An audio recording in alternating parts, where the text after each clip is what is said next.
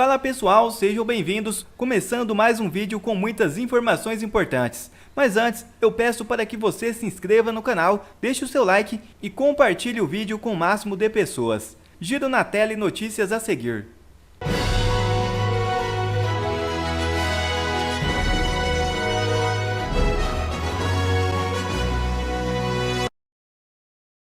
Empresa que patrocinou o evento luxuoso em Londres para magistrados tem processos no STF. É isso mesmo. O primeiro Fórum Jurídico Brasil de Ideias, realizado no luxuoso Hotel da Península, em Londres, contou com a participação de ministros do Supremo Tribunal Federal, autoridades do governo de Luiz Inácio Lula da Silva e representantes do setor privado, incluindo a British American Tobacco Brasil, anteriormente conhecido como Souza Cruz.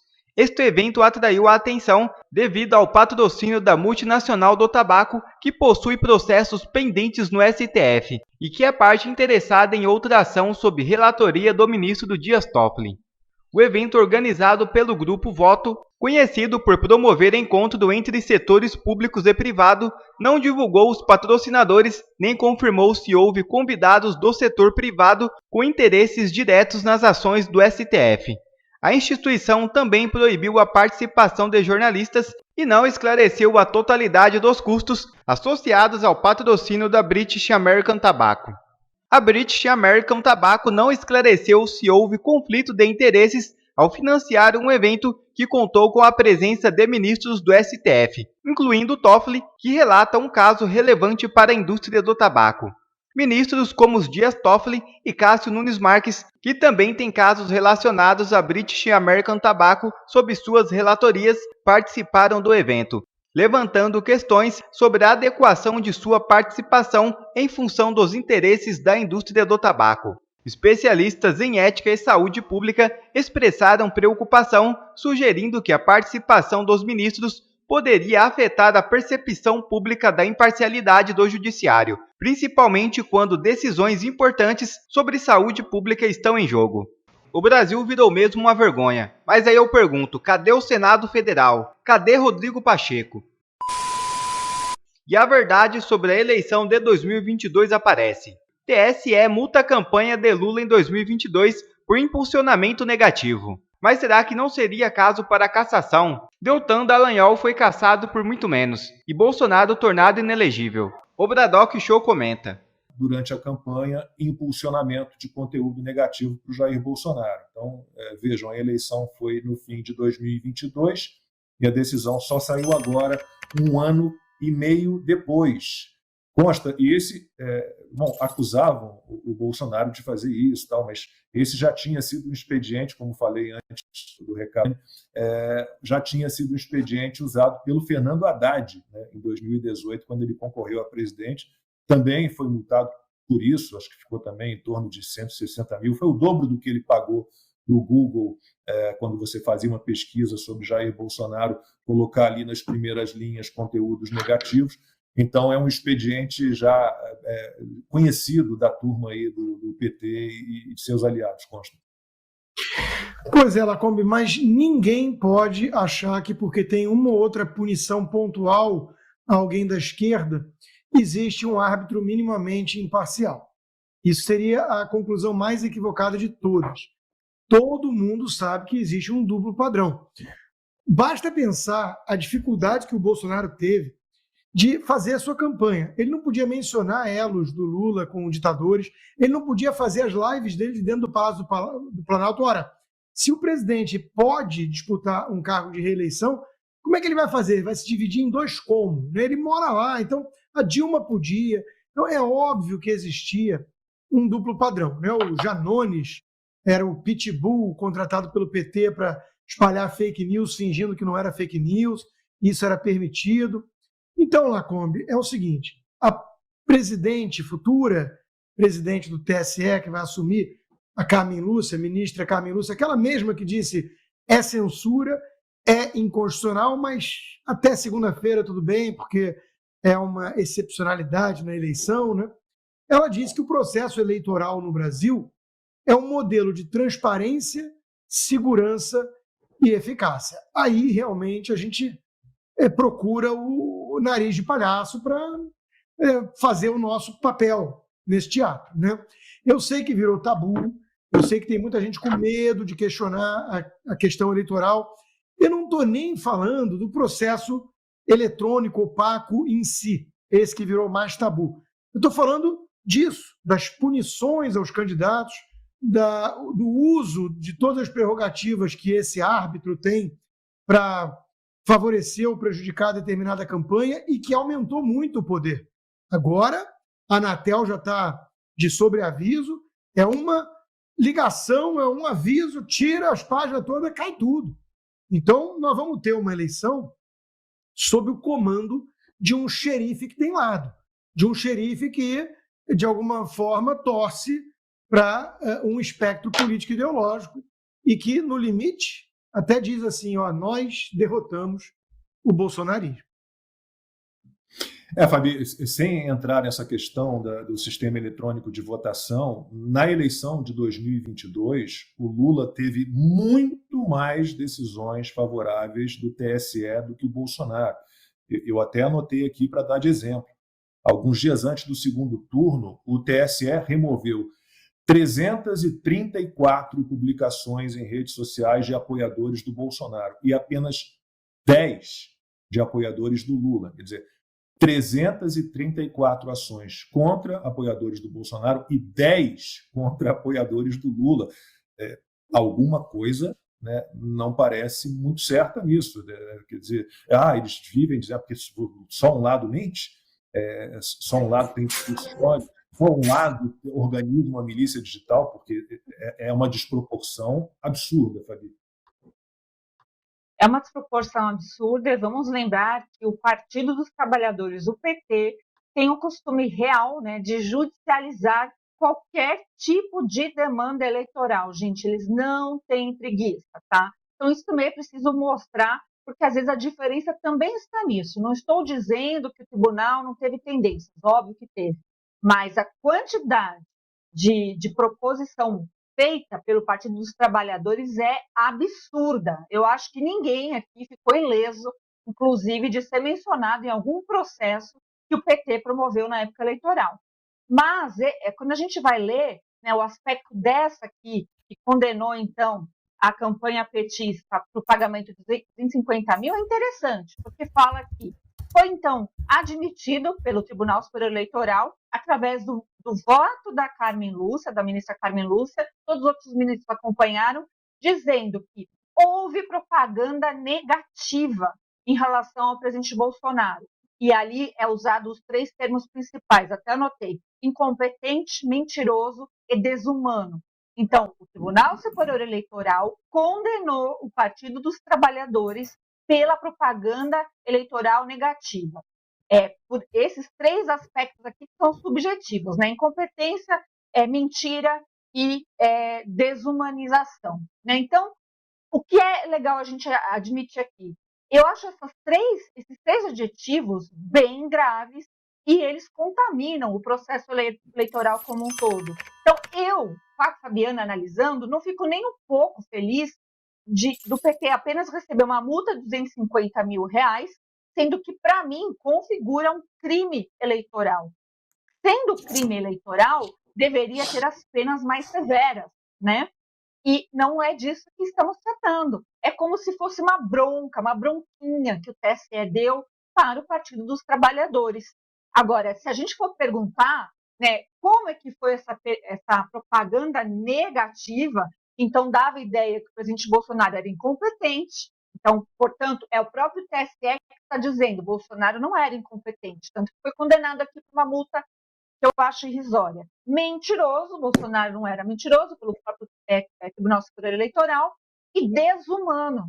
Né? Então, olha só, eu acho que tudo isso atrapalhou muito o processo eleitoral. Então, quando a gente fala de processo eleitoral, Lacombe, a gente não fala apenas de urnas eletrônicas, a gente está falando disso, né, de tendências do árbitro do jogo, que é o Tribunal Superior Eleitoral. E a gente vai ver, né, a gente vai repetir essa vida, acho muito difícil mudar, agora nas eleições municipais, né, que a gente vai estar apto aí, todo cidadão, para escolher vereadores e prefeitos. E a gente sabe que nessas eleições, os o TRE, que é o Tribunal Regional Eleitoral, teria um papel muito mais frontal nessas eleições, e vamos ver se o TSE irá deixar, porque senão feche-se todos os tribunais regionais eleitorais e economiza-se dinheiro, né? Mas eu não fiquei feliz com essa multa, porque eu acho que a punição deveria ser em outro aspecto, não no aspecto financeiro apenas. E levante de Mans que encurralou Lula e ministros do STF. Deputado revela o clima de tensão em Brasília. Veja o vídeo. Fizemos um esforço muito grande para que o mundo ficasse sabendo o que está acontecendo aqui no Brasil, né? Tivemos uma comitiva indo lá em Washington e fizemos uma verdadeira, eu diria, maratona lá, em gabinetes, em instituições e tudo. Mas, lógico que isso tem um alcance restrito, né? Não dá para comparar com o alcance que tomou a partir do momento em que o Elon Musk consegue colocar o assunto em pauta no mundo inteiro, né? Porque nós fomos nos Estados Unidos, depois agora uma comitiva no Parlamento Europeu e tudo, mas isso ficava muito restrito dentro do, vamos dizer assim, dentro de um seleto grupo do mundo político. E quando um empresário, uma personalidade da magnitude do Elon Musk, que é o homem mais rico do mundo, o homem que está na vanguarda da tecnologia, o homem que comprou por quase 50 bilhões o antigo Twitter, justamente incomodado com a falta de imparcialidade nas discussões políticas, e resolveu fazer uma, vamos dizer assim, um bem para a humanidade, no sentido de deixar que as pessoas pudessem se expressar livremente. Então, tem sido, além de ser um grande empresário, ele tem sido um ativista dos direitos civis.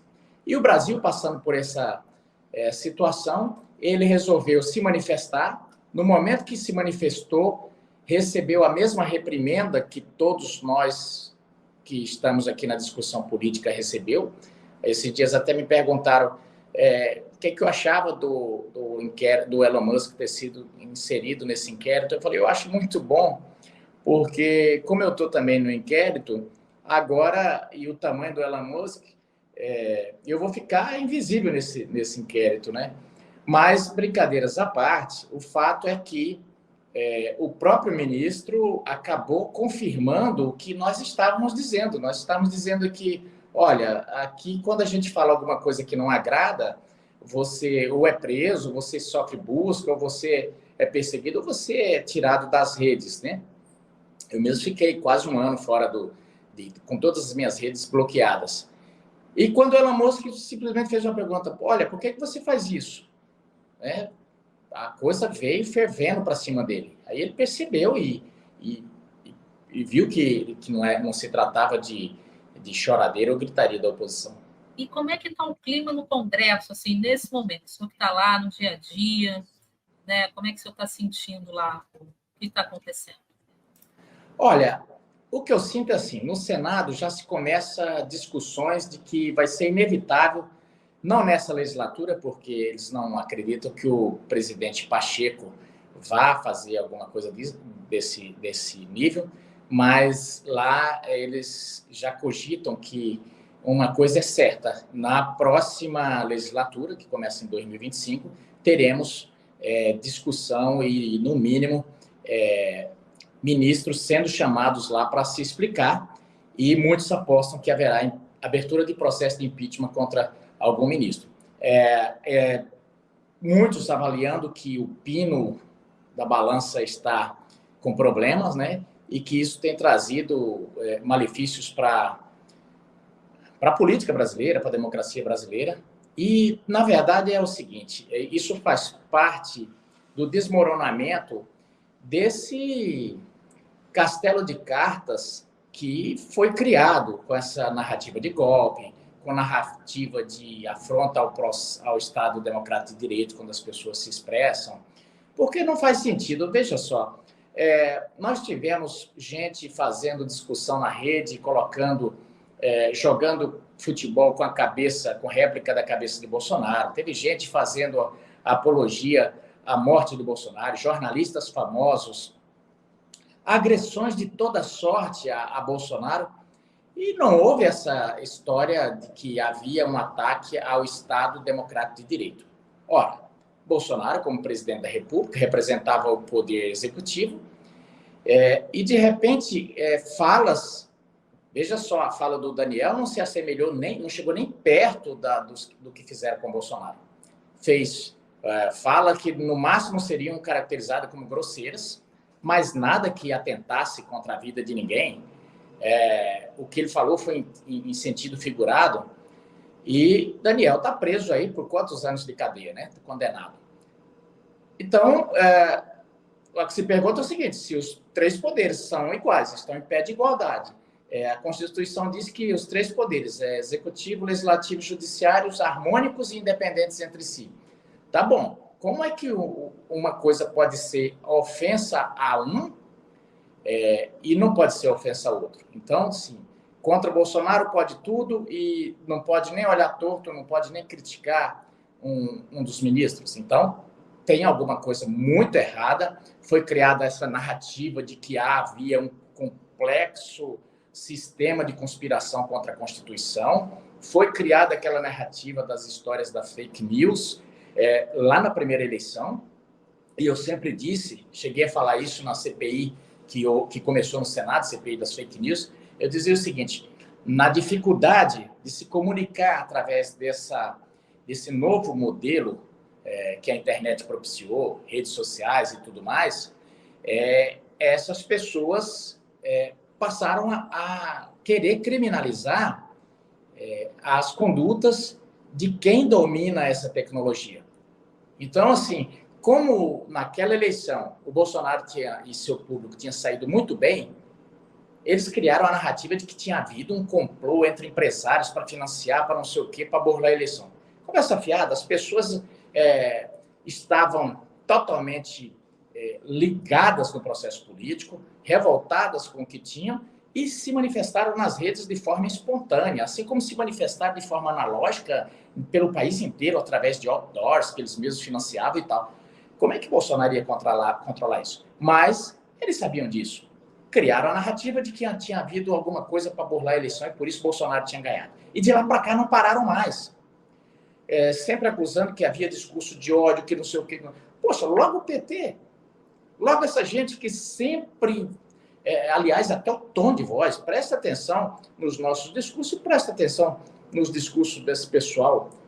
Até o tom de voz deles é com muito ranço, com muita agressividade, e quando perde no argumento, mete o tapa. Eu já levei um soco dentro do plenário de um deputado do PSOL. O que aconteceu com ele? Nada. O Messias Donato, o deputado Messias Donato do Espírito Santo, recebeu um tapa na cara. Então, mas eles jogam, simplesmente acusam a gente do que eles fazem. E aí, nesse aspecto, eu sinto que há uma vontade muito grande deles de regulamentar essas redes, mas quando eles dizem regulamentar, é proibir a gente de falar. Quer dizer, todos os deputados que estão falando alguma coisa estão contados em algum daqueles inquéritos lá do STF. Eu mesmo tenho um depoimento marcado para o dia 23. Então, assim, nós estamos, nesse momento, muito orgulhosos e muito contentes de saber que empresário da magnitude do Elon Musk está tratando desse tema e se interessando pelo que está acontecendo no Brasil. E aí, fecho dizendo o seguinte, respondendo objetivamente a sua pergunta. O clima na Câmara começa a tirar da zona de conforto aqueles que sempre rotulavam dizendo que isso era coisa de bolsonarista. Não! O Elon Musk mal conhece o Bolsonaro. E ele está no inquérito. Então, daqui a pouco vai ser cada um daqueles que estão na zona de conforto, eles que vão estar numa dessa. E outra notícia já na tela. Ministério Público Eleitoral pede condenação de ministro de Lula e de governador de Alagoas. órgão alega abuso de poder econômico por parte de ambos, além de um deputado federal. O Ministério Público Eleitoral se manifestou na segunda-feira 30 a favor da condenação do ministro dos Transportes, Renan Filho, e do governador do estado de Alagoas, Paulo Dantas, por suposto abuso de poder econômico nas eleições de 2022. De acordo com o parecer obtido por Oeste, ao lado do deputado federal Rafael Brito, os dois teriam usado a estrutura do programa social Bolsa Escola 10 para promover suas candidaturas. Na época, Renan Filho era governador do estado e concorria ao Senado. Dantas era seu vice-governador e Brito era secretário estadual de Educação. O programa social foi implementado em dezembro de 2021, 10 meses antes das eleições gerais. O Bolsa Escola 10 tinha o objetivo de premiar alunos da rede estadual escolar com bolsas de estudo. No período, teriam sido redistribuídos 120 milhões em prêmios. Conforme o Ministério Público Eleitoral, o programa tinha um viés eleitoreiro por ser criado às vésperas das eleições, por premiar sem exigir contraponto dos estudantes e não envolver vulnerabilidade social. Quer ver mais conteúdos como esse? Então inscreva-se agora mesmo no canal e ative o sininho das notificações. Assim você não perde mais nenhum conteúdo que é postado aqui no canal. E também já deixe o seu like para o YouTube ajudar a divulgar o nosso trabalho. Fico por aqui e que Deus abençoe a todos. Brasil acima de tudo e Deus acima de todos.